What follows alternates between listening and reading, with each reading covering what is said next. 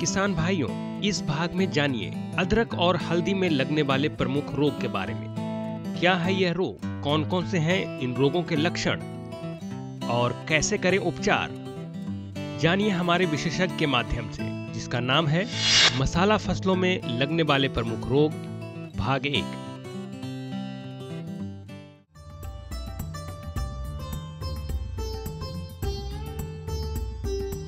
मसाला फसलें किसान भाइयों के लिए एक बहुमूल्य फसल है।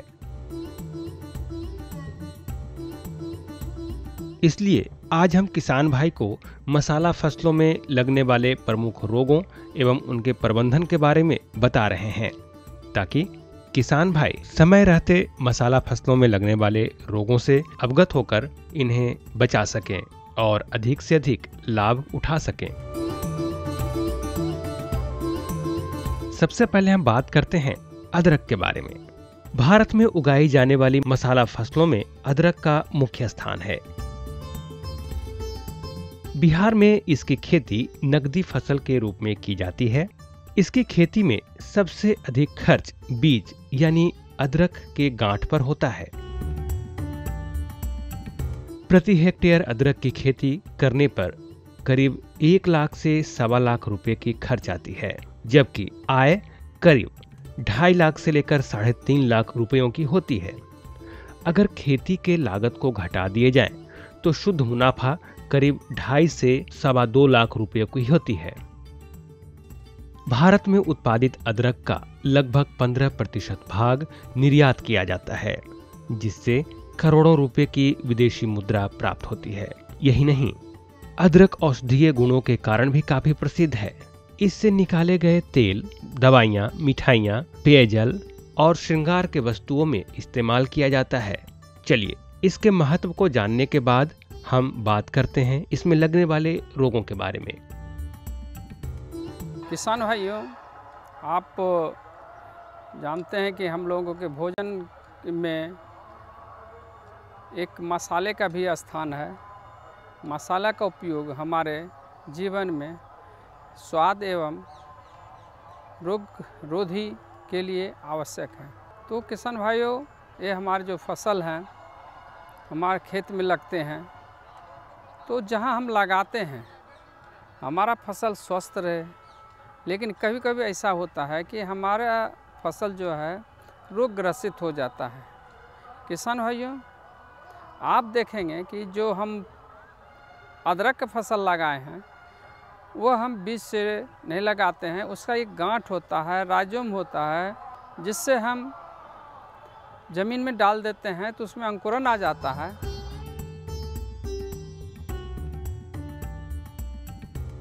अदरक में सबसे ज्यादा लगने वाला रोग होता है गट्ठी सड़न रोग। प्रभावित पौधे के पत्ते पीले पड़ने शुरू हो जाते हैं। इस प्रकार रोगी पौधों की गांठें नर्म और पिलपिली पड़ जाती है। गट्ठी के अंदर की रेशेदार उत्तिकाओं को छोड़कर अन्य सभी गलकर सड़ जाती हैं। रोगी पौधे सूखकर जमीन पर गिर जाते हैं। किसान भाई देखते हैं कि हमारे एक गांठ में सड़न पैदा कर देता है।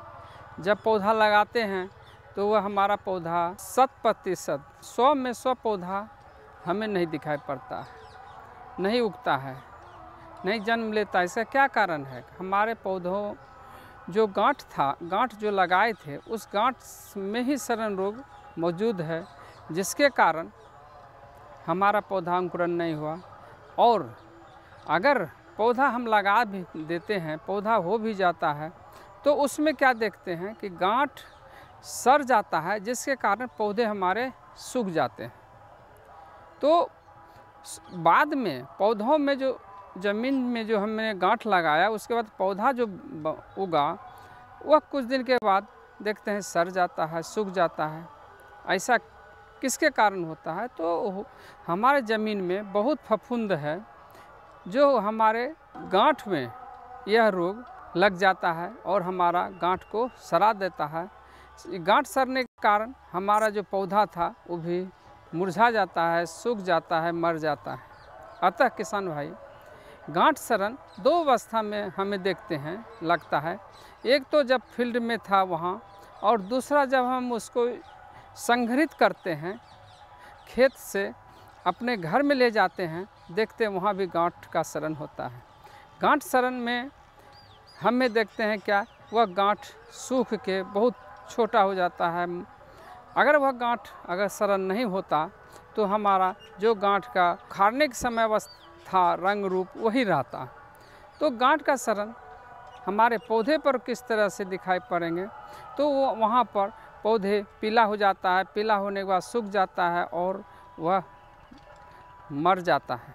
तो गांठ सड़न से हमें कैसे बचें, तो हम सबसे पहले गांठ जो हम लगाएंगे अदरक का, उसका बीज उपचार करना बहुत ज़रूरी है। बीज उपचार में हम लोग पहले जो करते थे एक रासायनिक से करते थे, लेकिन आजकल हम लोग ऐसा है कि एक बायोएजेंट है जो फफूंद है, उस बायोएजेंट को हम उपयोग करते हैं। उसका नाम है ट्राइकोडर्मा। ट्राइकोडर्मा एक फफूंद जाति का है जो हमारे बाज़ार में पाउडरनुमा फॉर्मुलेशन में मिलता है। उस पाउडरनुमा फॉर्मुलेशन ट्राइकोडर्मा से 1 किलो के लिए हम लोग 5 ग्राम जो ट्राइकोडर्मा हम उपयोग करते हैं। उस ट्राइकोडर्मा का लेप बना लेते हैं और उस बीज में मिला करके हमने रोपाई कर देते हैं। अगर हमारे फसल में यह रोग दिखाई पड़ता हो, पीला हो रहा है और सूख जाता है, तो उस केस में हम एक आध पौधे को निकाल के देखें क्या सही में हमारा गांठ सड़न जो है इस रोग से हुआ है। तो वहाँ उस अवस्था में हम पूरे फील्ड में हम जहाँ लगाए हैं अदरक, उसको हमें उपचार करना है। किसान भाई, हम आपको इस रोग से, गांठ सड़न रोग से कैसे बचें उसके लिए बता रहे थे। तो बीज उपचार करने के लिए हम ट्राइकोडर्मा का उपयोग करते हैं। ट्राइकोडर्मा जो हमने बताया कि 5 ग्राम ट्राइकोडर्मा 1 किलो बीज के लिए बहुत होता है, उससे उपचारित कर हम फसल को रोपाई करते हैं। अगर बाद में भी आ गया तो हम पहले संतुष्ट हो जाएं कि हमारा यह सड़न कि पीला तो हुआ, पूरे धीरे धीरे सूख रहा है, तो एक पौधे को उखाड़ कर देखेंगे वहाँ उसका जो नीचे वाला जो जड़ के आसपास का जो है हमारा तना, झूठा तना बोलते हैं हम लोग, तो वह सब उंगली से अगर दबाएं तो वह दब जाता है, पच करता है, कुछ हाथ में रस भी आ जाएगा। अगर वह इस तरह से लक्षण दिखाई पड़ता है तो हम लोग क्या करेंगे, उसमें वहाँ पर दवा का घोल बनाकर उस ज़मीन को भिगाना पड़ेगा। तो हमारे मार्केट में जो दवा फफूंदनाशक दवा आ रही है, या हमें बैक्टीरियल ट्राइकोडर्मा जो है उसका भी हम ज़मीन के सतह पर जहाँ है सभी को भिगाना है। तो उसके लिए हम लोग 1 लीटर पानी में 10 ग्राम ट्राइकोडर्मा डालते हैं और ज़मीन को भिगाते हैं और मिला देते हैं। दूसरा है, अगर फफूंदनाशक में कार्बेंडाजिम है, डाइथेनियम 45 है, कॉपर ऑक्सीक्लोराइड है, कोई भी दवा ले लें हम 2.5 ग्राम 1 लीटर पानी के लिए ज़रूरत होता है। उसका घोल बना लेते हैं और हम उस पर पूरे पौधे को भिगाते हुए ज़मीन को भिगाते हैं कि जिससे कि हमारा फफूंद जो है पौधों में या ज़मीन में वह मर जाए। अदरक में लगने वाला अगला रोग है जीवाणु मुरझान रोग। रोग के लक्षण तने पर जमीन की सतह वाले भाग में जल सिक धब्बों के रूप में शुरू होते हैं, जिससे नीचे के पत्ते पीले पड़ने लगते हैं। बाद में ऊपर के पत्ते भी पीले हो जाते हैं और पौधे मुरझाए से दिखते हैं। रोगी कंद को अगर धीरे से दबाया जाए तो उसके सफेद दूधिया या जीवाणु युक्त तरल पदार्थ निकलता है जो बदबू करता है। इस रोग का मुख्य पहचान है कि रोगी पौधे सूखकर खड़े रहते हैं और जमीन पर नहीं गिरते। किसान भाइयों, आप देखेंगे कि हमारा पौधा सूख रहा है, तो सूखने का कारण और भी रोग लगते हैं हमारे अदरक में। अदरक ऐसा फसल कीमती फसल है कि अगर हमें लॉस हो एक भी तो बहुत होता है, हानि एक भी पौधा होता है तो बहुत होता है। तो इसमें एक रोग जीवाणु के कारण, बैक्टीरिया के कारण हमारे फसल को देखने को मिलता है।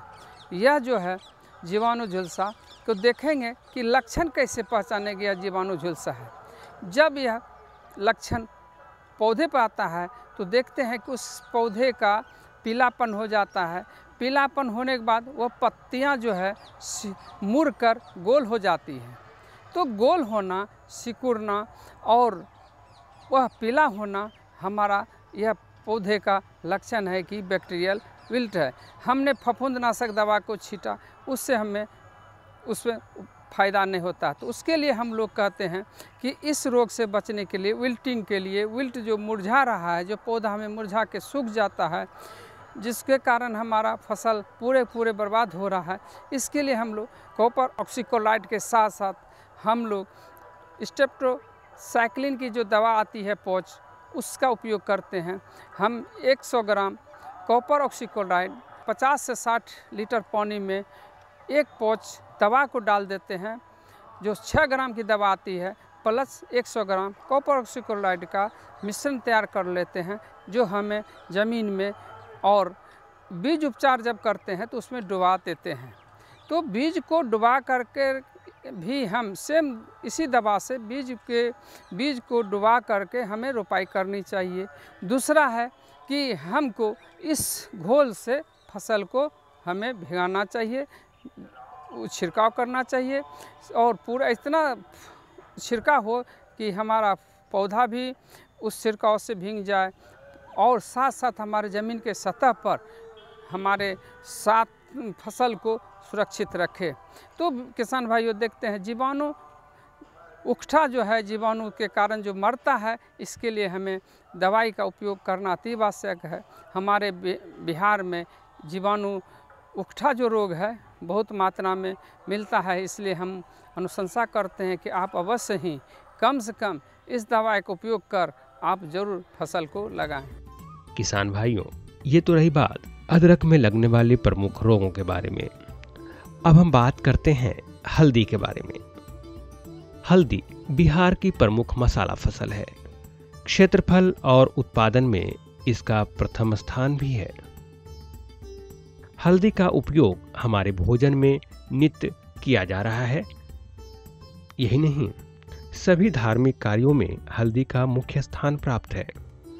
हल्दी के काफी औषधीय गुण भी हैं।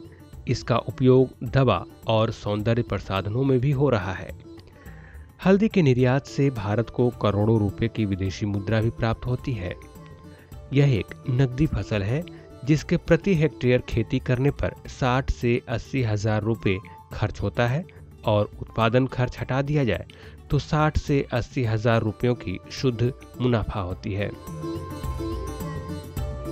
किसान भाइयों, आप देख रहे हैं कि हम लोग खान पान में हमेशा हल्दी का उपयोग करते रहते हैं। बिना हल्दी के हमें दाल या हमारा जो है सब्जी नहीं बन पाता है सभी। और ये हल्दी का महत्व बहुत ज़्यादा है, हमारे एंटी कैंसरस भी है। इस पर अगर हल्दी खाते रहें कैंसर की बीमारी नहीं होती है, बहुत उपयोगी है और यह एक स्वाद भी बढ़ाता है। किसान भाइयों, हम हल्दी का उपयोग करते हैं तो और किसान भाई हम लोग हल्दी को उगाते भी हैं। हल्दी का महत्व जाना आपने। आइए अब हम बात करते हैं हल्दी में लगने वाले प्रमुख रोग प्रकंद विगलन रोग के बारे में। प्रकंद विगलन रोग, जी हाँ, इस रोग के लग जाने के बाद हल्दी की पत्तियां पीली पड़कर सूखने लगती हैं और जमीन के ऊपर का तना गल जाता है। भूमि के भीतर का प्रकंद भी सड़कर गोबर की खाद की तरह ही हो जाता है। यह बीमारी जल जमाव वाले क्षेत्रों में अधिक लगते हैं।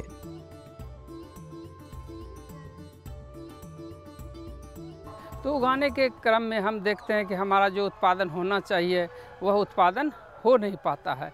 अतः आप जान रहे हैं कि इसके लिए हमें कुछ करना होगा। तो यह जो फसल है रोग के कारण कभी कभी हम देखते हैं कि उपज कम होता है। इसमें जो हमारा एक रोग है कंद सड़न का रोग है, जो गांठ है, गांठ सड़ जाता है, वह सड़न जड़ के पास रहने से हमारा पौधा भी सूख जाता है। अतः किसान भाइयों, हम लोग कहेंगे कि इस रोग से, जो रोग है गांठ सड़ रहा है, उस सड़न से बचने के लिए हम लोग क्या करते हैं कि एक फफूंद होता है ट्राइकोडर्मा, उस फफूंदनाशक बायोजेंट से हम ट्राइकोडर्मा से हम बीज को उपचार करते हैं। ये और दूसरा है, इसमें हम लोग क्या कहते हैं कि बीज उपचार के लिए हम केमिकल का भी उपयोग करते हैं, जैसे कैप्टान है, थीरम है, उस दवा का 2 ग्राम प्रति किलो के हिसाब से हम बीज उपचार करते हैं। दूसरा करते हैं हम लोग कि अगर मान लें कि बेबिस्टिन हमने लिया है तो उसका 1 ग्राम प्रति किलोग्राम के हिसाब से उसका भी उपचार कर सकते हैं। अगर हमें इसका उपयोग और जगह करना पड़े, और तरह से करना पड़े, तो हमें जहाँ कम मात्रा में आप खेत में उगा रहे हैं तो वहाँ पर सतह भी, ज़मीन भी उपचार कर सकते हैं। हल्दी में लगने वाला अगला महत्वपूर्ण रोग है पर्ण धब्बा रोग। पर्ण धब्बा रोग पत्तियों के बीच में या किनारे पर बड़े बड़े धब्बे के रूप में नजर आते हैं, जिससे कि फसल की बढ़वार रुक जाती है। एक और रोग है पर्ण चित्ती रोग। इस बीमारी के प्रकोप होने पर पत्तियों पर बहुत छोटी छोटी चित्तियां बन जाती हैं। बाद में पत्तियां पीली पड़ने लगती हैं और सूख जाती हैं। पर्ण धब्बा रोग और पर्ण चित्ती रोग से बचाव के लिए 15 दिन के अंतराल से 2-3 छिड़काव इंडोफिल M45 का 2.5 ग्राम और बेबिस्टिन का 1 ग्राम का मिश्रण बनाकर प्रति लीटर पानी में घोल बनाकर छिड़काव करना चाहिए।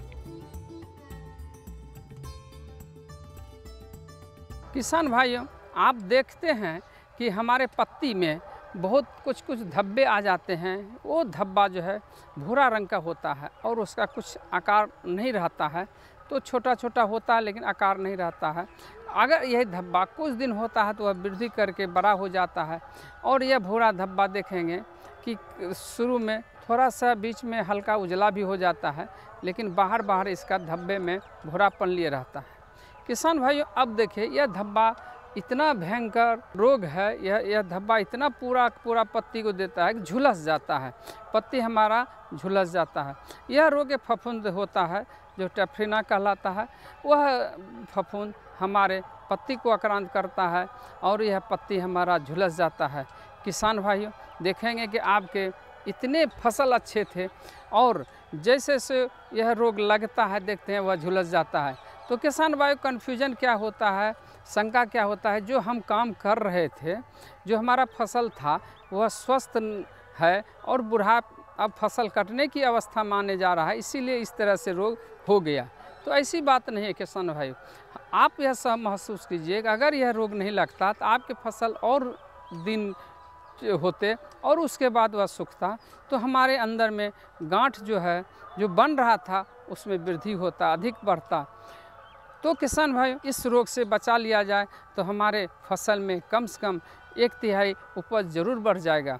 तो किसान भाइयों, इसके लिए हम लोग फफूंदनाशक का उपयोग करते हैं। फफूंदनाशक में आप देखते हैं हमारे यहाँ जो बाज़ार में उपलब्ध है, डाइथेनियम 45 बहुत आसानी से मिल जाता है, कॉपर ऑक्सीक्लोराइड बहुत आसानी से मिल जाता है, बेबिस्टिन हमें आसानी से मिल जाता है। तो अतः हमारा किसान भाई मैनकोजेब जो हमारे पास उपलब्ध है बाज़ार में, उसका 2.5 ग्राम 1 लीटर पानी में, या कॉपर ऑक्सीक्लोराइड का 2.5 ग्राम 2.5 ग्राम 1 लीटर पानी में घोल के दवा का छिड़काव करें। यदि हमें कार्बेंडाजिम से अगर छिड़काव करना है तो 1 ग्राम 1 लीटर पानी में घोल कर बना करके दवा फसल पर छिड़काव करना है। आप किसान भाई, एक चीज़ और बताना चाह रहे थे, इस दवा के साथ आप एक स्टिकर ज़रूर अपन मिलाना चाहिए। स्टिकर के रूप में हम लोग कहते हैं, बाज़ार मिलता है, तो उसका 1 ml 1 लीटर पानी में डाल दिए, या नहीं तो कुछ शैम्पू का कुछ 2-4 बूंद पानी डाल दिए, और या नहीं तो मार अगर अपना हो घर में तो उसको मिला दें, या नहीं तो हम लोग साबुन हाथ में थोड़ा सा घोल करके उसको में घोल दें, जिससे हमारा सॉल्यूशन जो है, घोल है, चिपचिपा बन जाता है और छिड़काव करते हैं तो हमें वह पत्ती पर अटक जाता है, टिक जाता है, वह पत्ती से नीचे नहीं गिरता है।